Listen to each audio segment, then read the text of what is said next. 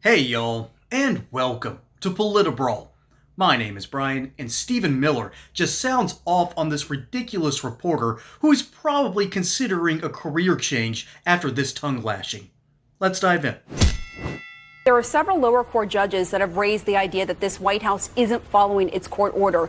Is this administration committed to following the court rulings and the legal process? We are committed to following and obeying the laws of the United States, and the president has complied with all court orders. Am I going to sit here today and say, for example, that if a district court judge ordered us to, say, take 1,000 troops from Iraq and move them to Afghanistan, that we would just do that? If a district court judge ordered us, for example, to reveal a secret location of a CIA base overseas to the entire world, and then all the CIA officers in that base would be murdered and killed? Am I going to sit here today and engage in radical hypotheticals? This administration has religiously complied with even the most unlawful court orders, but it completely upends the constitutional system to have a single judge in Boston assert the same powers of the President of the United States is such an offense to democracy. And on this network, we heard the word democracy, democracy, democracy for God knows how many years during the Biden administration when they were trying to throw President Trump in jail, claiming somehow that was what democracy required, when in fact the Democrat Party has been waging war against democracy. They should be renamed the Communist Party, and district court judges that are trying to keep millions of illegal aliens here to steal our jobs, to steal our livelihoods, to steal our benefits. There's nothing more on track than talking about the fact that the constitutional crisis of our time are district court judges keeping illegal aliens on our soil who have no right to be here. Stephen, this is my show. I want to hear what you have to say. I've been respectful and given you the opportunity, but I also need to jump in because time is of the essence. Where is the White House on revoking habeas corpus? Because you said a couple weeks ago you were looking at suspending that. Where does that stand right now?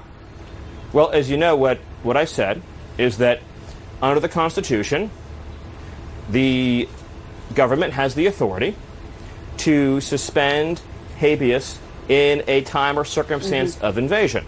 Now, what we are talking about in this context is solely with respect to a subset of illegal aliens who are already subject to deportation and expulsion under the laws of the United States. So what are you going to do? Will the White House suspend the habeas corpus? But every time a district court is setting national immigration policy, that district court judge is violating the law. That's not true. And they're, that's not. You're yeah, talking about a law that's true. Specific to temporary protected status. That's no, a specific sliver. They're not saying that judges can't weigh in on immigration. That's just not true. Are you familiar? Well, unfortunately, it is true. Are you familiar with the difference between Article 2 immigration courts and Article 3 judicial courts? Absolutely, I am. But what I'm saying is, are you saying the White House has carte blanche over all immigration and a judge can't step in and do anything? I mean, there is no law in the books. A district court judge has no authority in this space whatsoever, not even a little bit, not even a small amount, let alone it is true. So answer me this, why did Congress create Article 2 immigration courts? Because they didn't want Article 3 courts, and in fact prohibited Article 3 courts from adjudicating individual cases. Is it really your belief, as if it is, that's breathtaking to me, that when we're deporting an illegal alien, we have to get permission from an Article 3 district court judge? Like a trial judge? Is that your view? It's how the law works and the Constitution works. No, the law says explicitly that individual immigration cases fall underneath the Attorney General of the United States under Article 2. And the Article 3 courts have been stripped of jurisdiction wholly in this area. There is a law, it's a temporary protected status that says it's not subjected to judicial review, but that does not apply to all immigration issues. It's one law from Congress. I'm glad that you're conceding that TPS rulings are unlawful, but the entire structure of the INA. Well, the Supreme Court weighed in on that. I am saying yes. The Supreme Court said the Trump administration was right on that issue. One of many twice examples. In the last we are few always weeks. right. What just happened here was the DNC talking points that we're trying to save our democracy just came full circle. You start out here saying that you're saving democracy. Well, that's how our process works. Well, Trump's undermining the Constitution. Well, that's how our laws actually work. That's a full circle. Because a democracy starts with this basic fundamental principle that has been the governing principle for nations throughout the entire history of Earth. The will of the people. All right? I don't like saying the phrase, we the people, because it gets so overused. but the will of the people is the very foundation of a functioning democracy.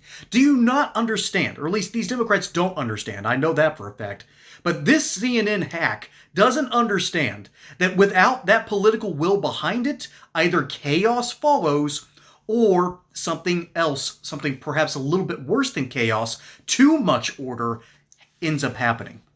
The reason democracies work better than other nations isn't because of the way it's structured.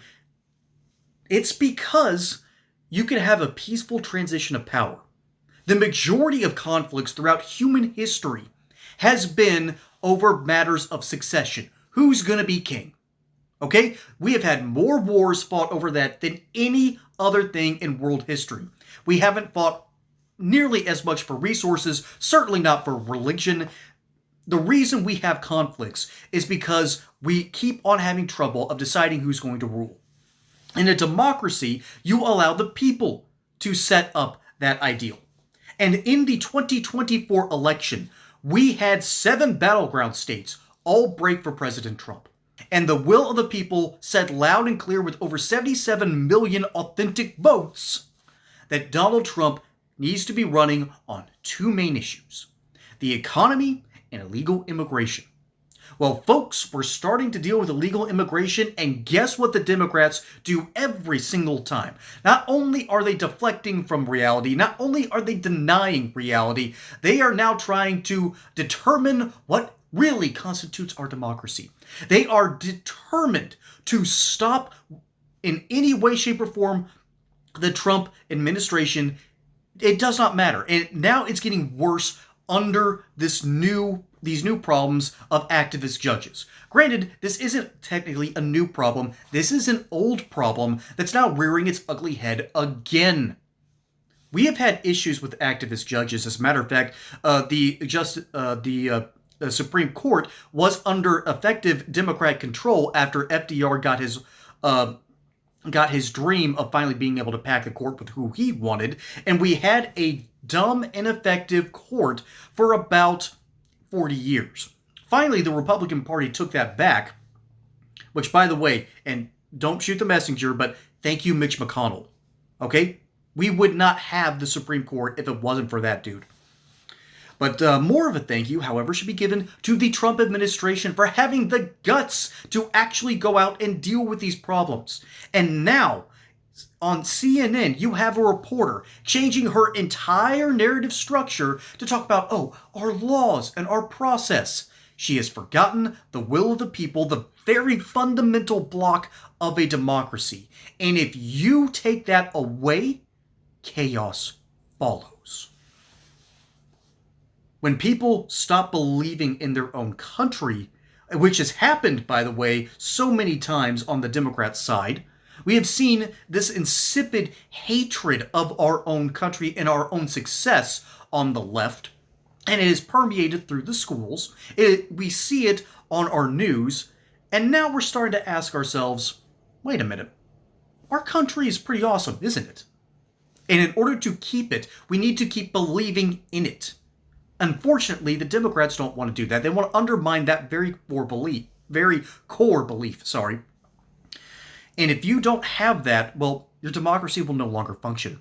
You'll either have a one-party rule that will result in a ridiculous amount of tyranny, or you will have chaos.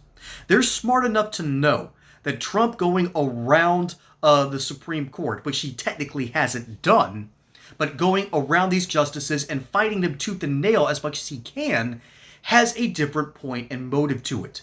The American people deserve results. We deserve a smart government. We deserve to have vetted legal immigration and not this unfettered over 12 million people coming in the span of 4 years. No nation can handle that. So, when it comes to saving democracy, Trump is saving it, quite literally. Without faith in your own country, folks, you get something that's just fundamentally terrible. And we're facing that very real reality, all because the Democrats keep making it worse. They keep doing it, and the mainstream media is the mouthpiece of the Democrat Party. CNN, once again, is being ridiculous. We know the reasons why, and Stephen Miller is not letting it slide. Because the reality is, Trump is acting underneath the bounds and confines of the law. Then, to make matters even better, he is working with a mandate of the American people. And it's time that places like CNN start reporting on that, but they can't. They can't, because the moment they do, the rich white liberals will start tearing their hair out, they'll throw a fit, and they'll go over to MSNBC, which is even crazier. That's the problem that we are facing as a country. Maybe the truth will set you free, but this is CNN, so I rather doubt it. Folks, my name is Brian. Hope you enjoyed that segment here on Politibrawl. Don't forget to like and subscribe. Catch you on the next one. Till then, y'all have a good one.